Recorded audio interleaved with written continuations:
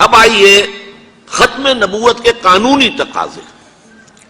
ختم نبوت کا وہ پہلو کہ جو شخص بھی اب حضور کے بعد کوئی نبوت کا دعویٰ کرے گا یا کیا ہے وہ دجال، کذاب، جھوٹا، کافر، مرتد، واجب القتل. یہ اس کا قانونی تقاضا ہے. بدقسمتی سے صورت کیا ہوئی، عالم اسلام میں اس سے پہلے جب بھی کسی نے یہ کام کیا، جب تک مسلمانوں کی حکومتیں تھیں، انہیں قتل کر دیا گیا. آپ کو معلوم ہے کہ حضور کے فوراً بعد جو کھڑے ہو گئے تھے مسیلمہ کذاب اور بڑے بڑے مدعیان نبوت، ان کے خلاف جہاد کیا گیا، ان کو قتل کیا گیا، تہہ تیغ کیا گیا. بہاءاللہ ایران میں اٹھا تو وہاں چونکہ بہرحال مسلمانوں کی حکومت تھی، قتل کر دیا گیا. اب بھی کوئی بہائی ایران میں نہیں رہ سکتا، سب وہاں سے بھاگ چکے ہیں، کوئی نہیں رہ سکتا. کوئی وہاں آئے گا تو قتل کر دیا جائے گا. لیکن یہاں معاملہ یہ تھا کہ انگریز کی حکومت تھی. انگریز کی حکومت میں ہر شخص کو کھلی چھوٹ تھی. اکبر الہ آبادی رحمت اللہ علیہ نے بڑے خوبصورت الفاظ کے اندر وہ نقشہ کھینچا ہے. گورنمنٹ کی خیر یارو مناؤ، گلے میں جو آئیں وہ تانے اڑاؤ. کہاں ایسی آزادیاں تھی میسر، ان الحق کہو اور پھانسی نہ پاؤ. اگر اسلامی حکومت ہوتی، مسلمان حکومت ہوتی، چاہے اعلی معیاری اسلامی حکومت نہ بھی ہوتی، مسلمانوں کی حکومت ہوتی، تو جس نے ان الحق کہا منصور، وہ سولی چڑھا دیا گیا یا نہیں؟ جس نے نبوت کا دعویٰ کیا وہ قتل کر دیے گئے کہ نہیں؟ انگریز کی حکومت تھی. گورنمنٹ کی خیر یارو مناؤ، گلے میں جو آئیں وہ تانے اڑاؤ. خدائی کا دعویٰ کر دو، نبوت کا دعویٰ کر دو، رسالت کا دعویٰ کر دو، کوئی پوچھنے والا نہیں، کوئی پکڑنے والا نہیں، کسی دار و گیر کا کوئی اندیشہ ہی نہیں. کہاں ایسی آزادیاں تھی میسر، ان الحق کہو اور پھانسی نہ پاؤ. اسی زمانے میں ایک واقعہ یہ ہوا تھا. غلام احمد قادیانی نے ایک دعوتی خط لکھا کابل کے حکمران، اب میں بھول رہا ہوں کہ وہ امیر دوست محمد خان تھے یا امیر عبد الرحمن خان تھے، ان دونوں میں سے کسی کے سامنے وہ خط پہنچا. جیسے کہ حضور نے خطوط بھیجے تھے قیصر کو، کسریٰ کو، تو اس کو بھی شوق چرایا کہ میں بھی تو اب نبی ہوں، نبوت کا دعویٰ کر چکا ہوں، تو مجھے پڑوس کا ملک جو ہے افغانستان، وہاں کے بادشاہ کو دعوت دینی چاہیے کہ وہ مجھ پر ایمان لائے. جب وہ خط وہاں پہنچا ہے تو امیر کابل نے اسی خط پہ 2 الفاظ لکھ دیے اور واپس کر دیا. الفاظ کیا تھے؟ این جا بیا، یہاں آؤ ذرا اور یہاں آ کر تم دعویٰ کرو نبوت کا. یہ تم انگریز کی چھتری تلے بیٹھے ہوئے دعوے کر رہے ہو، انگریز کے سائے تلے جو ہے، اور انگریز جو ہے تمہیں سپورٹ کر رہا ہے. تم نے جہاد کو جو ہے ختم کر دیا، دین کے لیے حرام ہے اب دوستو قتال، حرمت قتال. انگریز کو اور کیا چاہیے تھا؟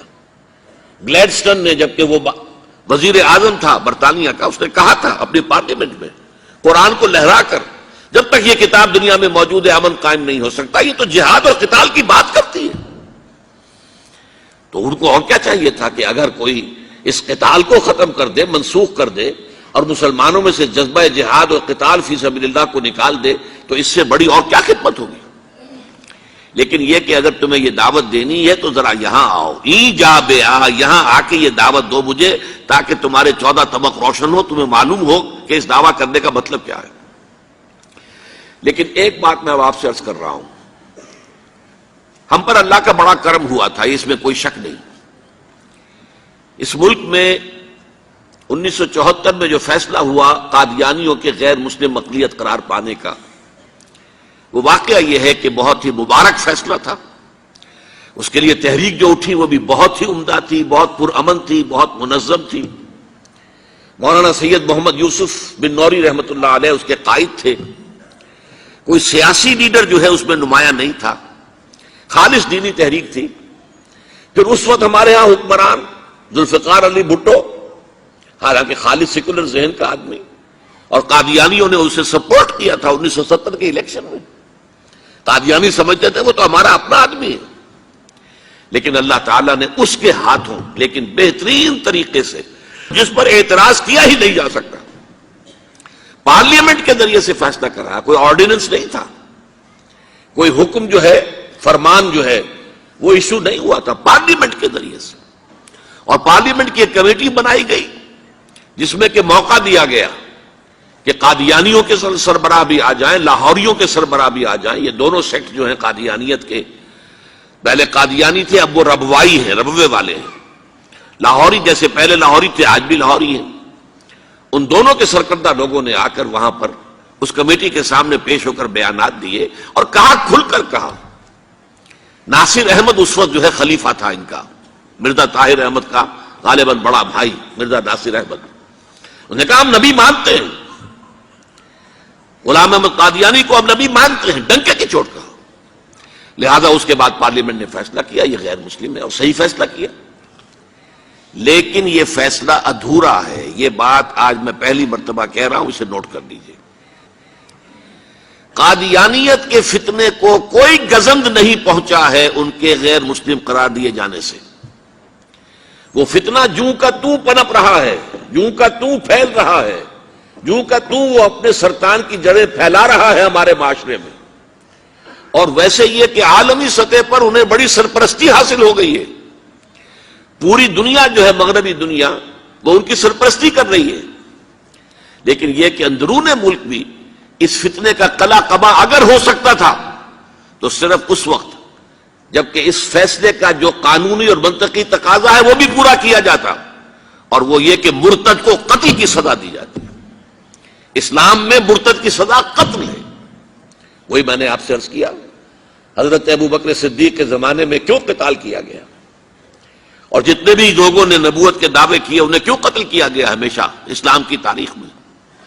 لہذا مرتدین کی سزا سزائے قتل جب تک نافذ نہیں ہوگی اس فتنے کو کوئی گدن نہیں پہنچے گا، بلکہ وہ تو اپنے آپ کو مظلوم سمجھتے ہیں اور مظلوم کی حیثیت سے پیش کرتے ہیں۔ اور ظاہر بات ہے کہ وہ سارے شاعر چاہے آپ آرڈیننس نافذ کر لیں لیکن ان کے جمعے کی نماز ہوتی ہے۔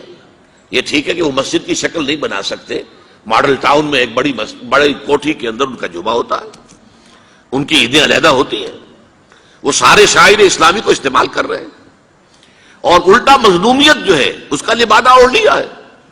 جیسے دنیا میں یہودیوں نے ہولوکوسٹ کی مظلومیت کا لبادہ اپنے اوپر اوڑھا ہوا ہے۔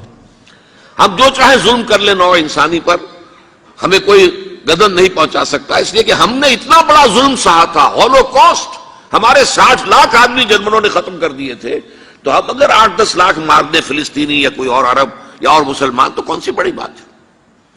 اسی طرح قادیانیوں نے مظلومیت کا لبادہ اوڑھا ہوا ہے، اور ان کو کوئی گدن نہیں پہنچا ہے جب تک کہ قتل مرتد کی سزا یہاں نافذ نہیں کی جائے گی۔ اس میں یہ ہونا چاہیے تھا کہ جس روز میں یہ فیصلہ ہوا ڈکلیئر ہو جاتا ساتھ ہی، اب تک کے جو قادیانی ہیں آج کے اس تاریخ سے فیصلے سے پہلے وہ تو اقلیت قرار پائیں گے، انہیں قتل نہیں کیا جائے گا، لیکن اس فیصلے کے نفاذ کے بعد جو شخص بھی قادیانیت اختیار کرے گا اس پر قتل مرتد کی سزا، اس کی حد جاری کی جائے گی۔ جب تک یہ نہیں ہوگا اس فتنے کا استیصال تو بہت دور کی بات ہے، اس کو کوئی گزن میں